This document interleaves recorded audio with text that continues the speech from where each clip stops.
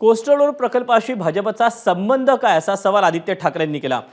Social media platform x वरून त्यांनी भाजपवर हल्लाबोल केला। केंद्रातल्या भाजप सरकारमधील पर्यावरण खात्याने या प्रकल्पासाठी लागणाऱ्या परवानग्या रखडवल्याची टीका आदित्य ठाकरेंनी केली। आदित्य ठाकरेंनी काय नेमकं ट्विट केलं पाहूया।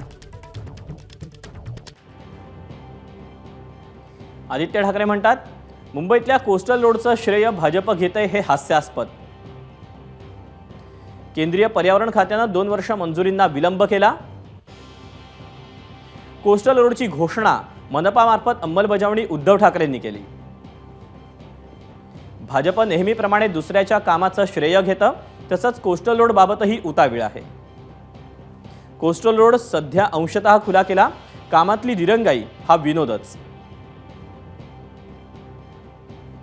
मविया सरकार असतं तर डिसेंबर 2023 मध्ये खर्च न वाढता प्रकल्प झाला असता।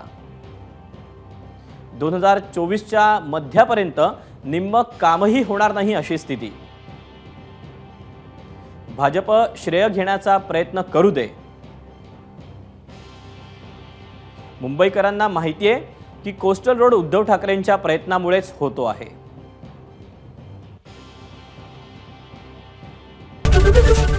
एबीपी माझा, उघडा डोळे बघा नीट।